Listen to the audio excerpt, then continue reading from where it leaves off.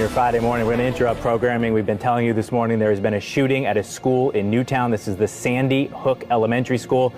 At the mall in Aurora, Colorado, where this horrifying scene unfolded just hours ago. At least 30 people believed to be killed on the campus of Virginia Tech University. Over a massacre at a Californian beauty salon.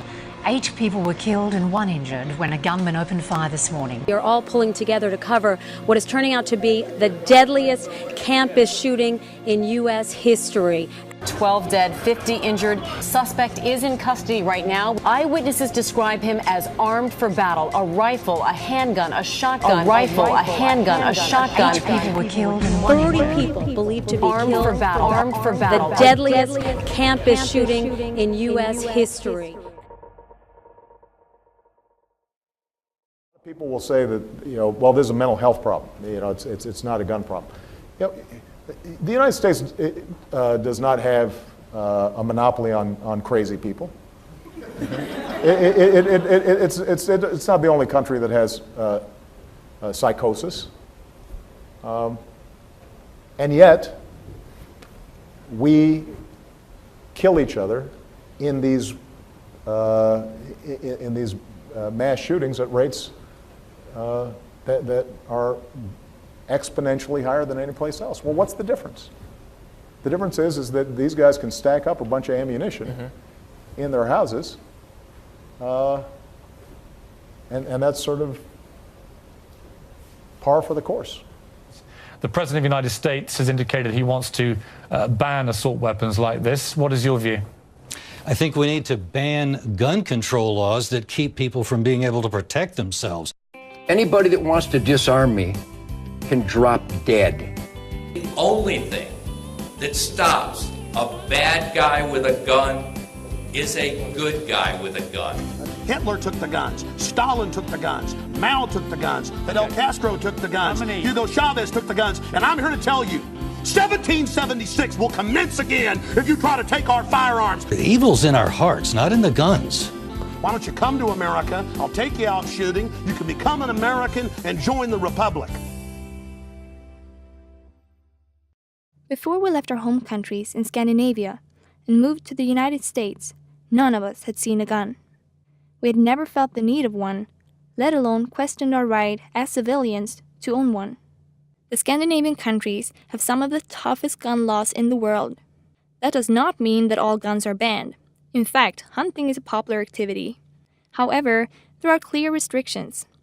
In addition, many categories of guns, including automatics and some powerful handguns, are banned from sale altogether. Because the laws are already so strict and gun crime is rare, gun control is not generally considered a political issue in Scandinavia. Approximately 30,000 people die from gun-related incidents in the U.S. every year. Still, the debate about the rights for everyone to bear arms is more alive and more sensitive here than in any other country in the world. We couldn't help but wonder, why is the right to bear arms so crucial to so many Americans? And why do guns seem to be such an important part of the American culture? Well, part of it is historical. Because this has always been an aspect of American society. This was a wilderness country that was taken over and colonized and developed, and weapons were part of the equation, both to protect yourself against lawless people as well as animals and that sort of thing. But what's happened in the modern period, where those logics no longer really pertain, is that guns have been aggressively promoted, and for all the wrong reasons, in my opinion. The big organization, as you know, is the NRA, National Rifle Association. Never fight if you can avoid it. But when you must fight, don't lose. And when nothing less than freedom is at stake, we fight. We're millions of people just like you. We're the longest-standing civil rights organization in the U.S. Proud defenders of history's patriots, protectors of the Second Amendment, advocating the right to keep and bear arms, advancing the shooting sports, championing gun safety, education, and training, creating a vital legacy by answering freedom's call. And we're growing stronger every day. We are the NRA, and the NRA is you. If you know anything about America, if there's any sort of a question, always think financially, and that's the real answer. So this is always about money. This is not about the Second Amendment of the U.S. Constitution. The NRA, people don't realize, is heavily funded. The bulk of the money doesn't come from subscriptions of members of the NRA. It comes from the gun industry. It's the big gun manufacturers who are using the NRA as a way of making sure the market isn't overly regulated so they can keep selling guns. And this whole society is awash with guns. It's ludicrous. By comparison to any other democratic society in the world, no one allows guns like we allow guns. But it's all about this, as always. So according to Dr. Supios, it seems like money is the real agenda behind the NRA. But that still doesn't explain the fact that so many Americans seem to have a private agenda, a personal desire to have guns.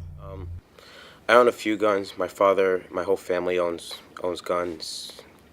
We have assault rifle, Glock, pistol, a few revolvers, a few rifles, hunting rifles, and a shotgun at home in a big gun safe. We take the guns out onto the shooting range. We and just for protection in our own home in case somebody comes in. My dad sleeps with the Glock in his drawer and the AR under his bed and the shotgun behind his dresser. So whoever comes in our house is opening a door to pain if they don't want to run away. You know, we have cameras on our house too and a security system. So, I mean, but the best security system is the pump of a shotgun. You pump that shotgun, and they go running. Zach is among many Americans that claim that guns are needed for protection. But protection from what exactly? Do Americans not feel safe in their own country? I don't really feel unsafe in America. I think America is one of the safest countries in the world because we're our own area we're in like our own area. We have just America, the U.S., Canada, who really no one bothers with, Mexico, who's just trying to get their people into America. Considering how well armed you are in your home, you don't sound safe in America. Can you see how that is conflicting to me? Well, I mean, America was based off of the Founding Fathers' principles. That one of the principles was that Americans should have a right to bear firearms. Back then, it was to bear firearms for hunting. Now it's it's to bear, just to bear firearms because people like to collect them. It's an activity. They go shooting.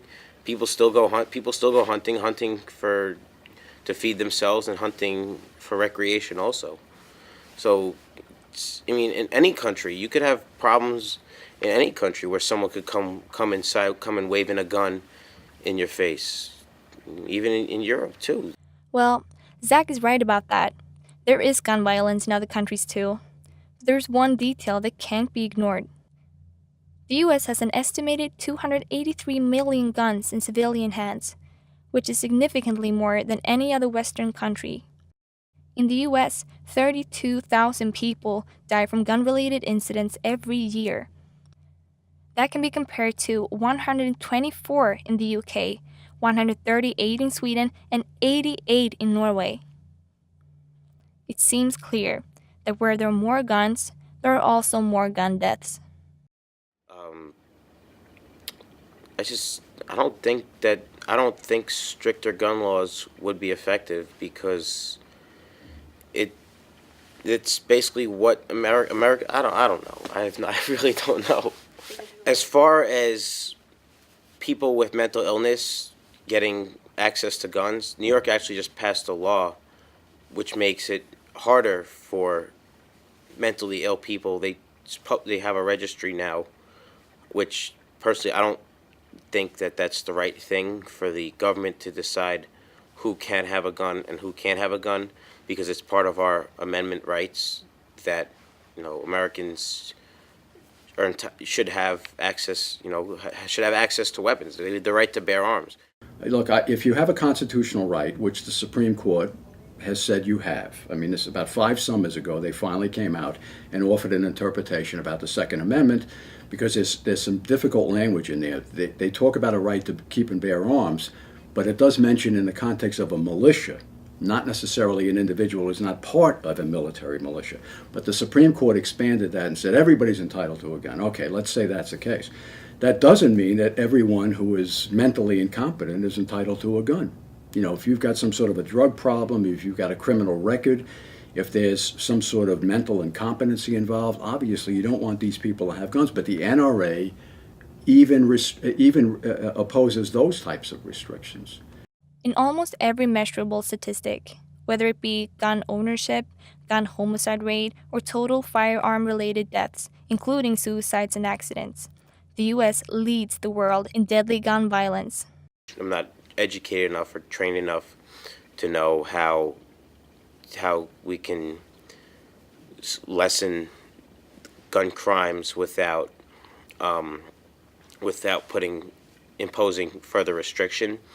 I think what we need to do, though, is our law enforcement agencies need to, continue in their steps to take illegal guns off of the streets. I don't know what it takes for this country to wake up. I mean, I would have thought that terrible episode up in Connecticut would have been enough. That was finally the wake-up call that would have got us out of this ludicrous position.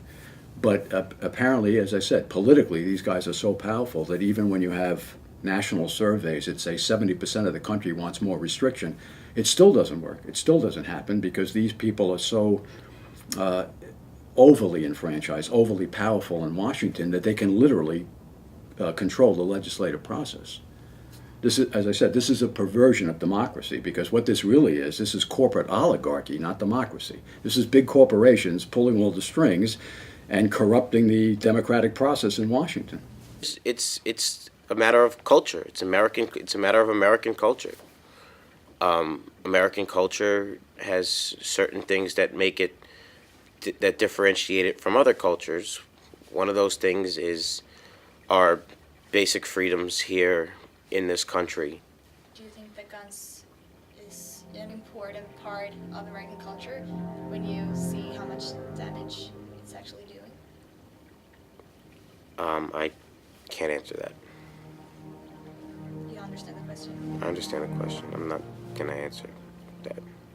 And until the American people wake up and start making better decisions in terms of both politicians as well as policies, this doesn't go away, unfortunately.